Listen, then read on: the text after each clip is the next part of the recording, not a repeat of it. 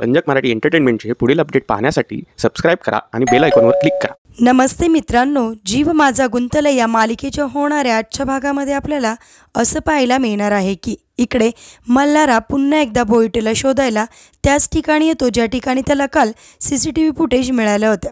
त्यावेळेस मल्हार तिथे आल्यानंतर समोरच बोईटे बसलेला असतो, परंतु बोईटे हा भिकारी बनून पुढे बसलेला असतो। बोईटेला असं वाटतं की आता मल्हारचं माझ्यावर लक्ष जाते की काय, आणि मल्हारही त्याच्याच दिशेने जायला लागतो।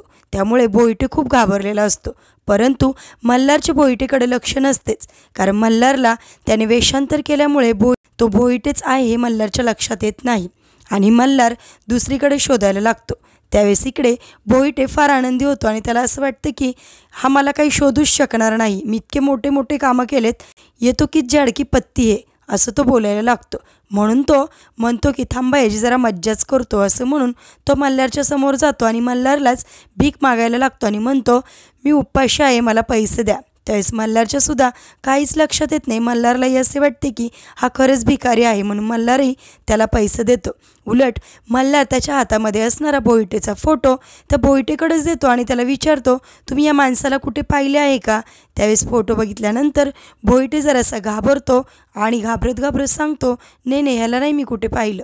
तर इकडे बोईटे हा बाजूला होतो, तितक्यात मल्हारबरोबर अंतराला शोधायला आलेले दोन माणसे मल्हारजवळ जातात आणि म्हणतात आपण इकडे कुठे आलो आहे। त्यावेळेस मल्हार त्यांना सांगतो की सीसीटीव्ही फुटेजमध्ये आपण जो माकड टोपी घातलेला माणूस बघितला होता तो याच भागामध्ये होता, आपण शोधूयात त्याला, तो इथेच कुठेतरी मिळेल।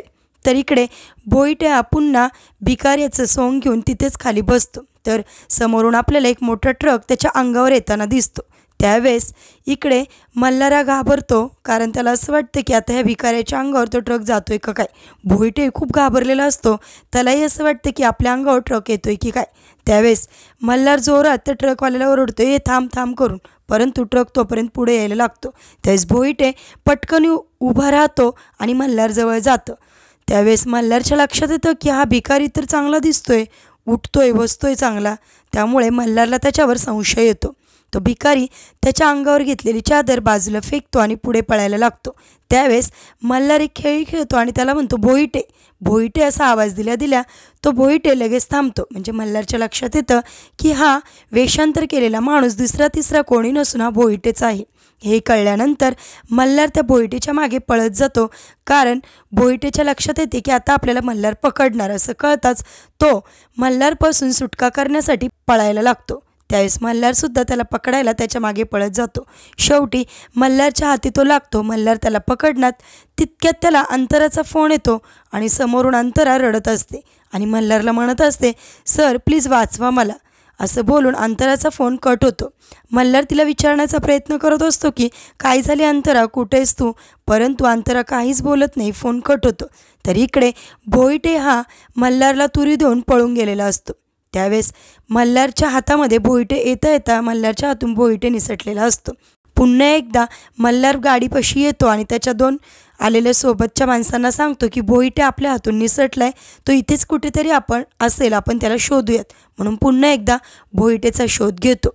तर इकडे आपल्याला असं पाहायला मिळतं की चित्रा ही खूप आनंदी असते आणि ती अंतराच्या फोटोकडे बघून बोलत असते की तुला काय वाटलं होतं, तू या घराची मालकीण होशील, सगळं काही तुलाच मिळेल, परंतु बघितलं ना तुझी मी काय दशा केली। तितक्यात तिच्या मागे सुधाकर येतो आणि तिला चित्रा असे आवाज देतो।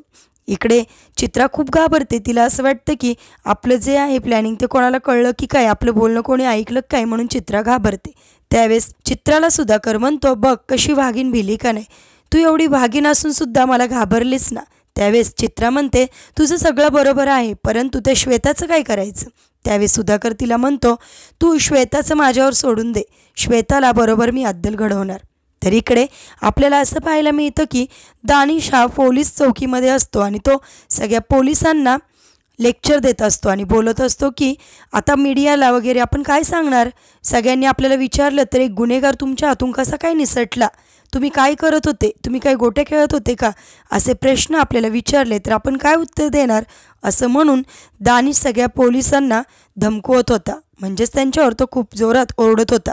तर इकडे पोलीस स्टेशनच्या बाहेर असणारे दोन माणसं असे बोलत असतात की एवढा मोठा गुन्हेगार एवढ्या मोठ्या दिवेकर साहेबांच्या हातून कसा काय निसटतो, हा चमत्कारच आहे का नाही, असं बोलत असताना लगेच तिथे मल्हार येतो. कारण मल्हारला अंतराचा फोन आलेला असतो आणि मल्हारला असं वाटतं की अंतराचा जीव धोक्यात आहे का हे पाहण्यासाठी मल्हार लगेच पोलीस स्टेशनमध्ये येतो. पोलीस स्टेशनमध्ये आल्यानंतर तो डायरेक्ट आतमध्ये जातो आणि तिथे दिवेकर सरांना विचारतो, काय झालं, अंतरा कुठे आहे, अंतराला मला भेटायचं आहे, अंतराबरोबर तुम्ही काय केले, असे अनेक प्रश्न मल्हार त्या दिवेकरला विचारतो. त्यावेळेस उलट दिवेकरच मल्हारवर आरोप करतो की अंतरा पळून गेली.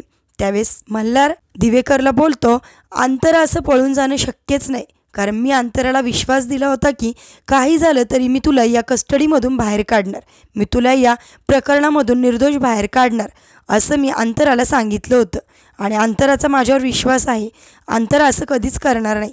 त्यावेळी दिवेकर म्हणतो, हो, तुमच्या अंतरानेच असं केलं आहे, अंतरा कस्टडीमधून पळून गेले आहे, हे आमच्या हातावर अंतराने तुरी दिली आहे, असं तो दिवेकर मल्हारला सांगतो. परंतु मल्हार त्याला बोलतो की अंतरा असं करणं शक्यच नाही, तुम्हीच काहीतरी तिला केलं असेल, तुमच्याच अधिकाऱ्यांनी काहीतरी तिला त्रास दिला असेल म्हणून अंतराने असं केलं असेल आणि अंतरा पळून जाणं शक्य नाही, नक्कीच यामागे काहीतरी कारस्थान असणार, तुम्ही तर नाही ना तिला पळून लावली, असं मल्हार त्या दिवेकरला बोलतो. तो दिवेकर म्हणतो, बरोबर आहे, तुम्हीच अंतराला बोलले होते ना तुला पोलीस कस्टडीमधून सोडवतो, मग तिचा तुमच्यावर विश्वास नसेल किंवा तुमचाही असा प्लॅनिंग असू शकतो की अंतराने पळून आले पाहिजे म्हणून हे सगळं घडलं असेल.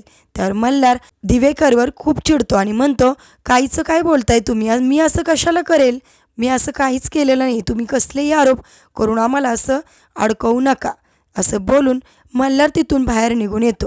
तर इकडे दिवेकरांना मोरे म्हणतो की तुम्ही त्यांना का नाही थांबून घेतलं, तुम्ही त्यांना बोलायचं होतं, त्यांच्याकडून आपल्याला काहीतरी माहिती मिळाली असती जेणेकरून आपण अंतरापर्यंत पोहोचू शकलो असतो. त्यावेळेस लगेचच दिवेकर त्यांना म्हणतो, हा विचार तुम्हाला मगाशी का नाही डोक्यात आला, काही झालं तरी त्या अंतराला आपण शोधलं पाहिजे, असं म्हणून दिवेकर विचार करायला लागतो. तितक्यात मल्हार हा पोलीस स्टेशनच्या बाहेर आलेला असतो.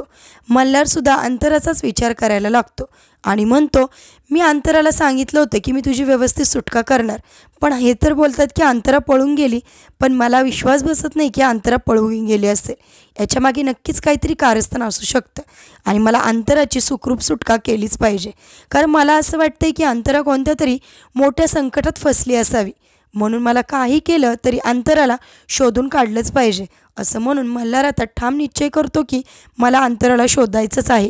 आता कशा प्रकारे मल्हार अंतराला शोधून काढेल आणि अंतरावर आलेला हा पळून जायचा आरोप, तिच्यावरचा आरोप जो आहे तो कशा प्रकारे दूर होईल हे पाहणेसुद्धा फारच रंजक आहे.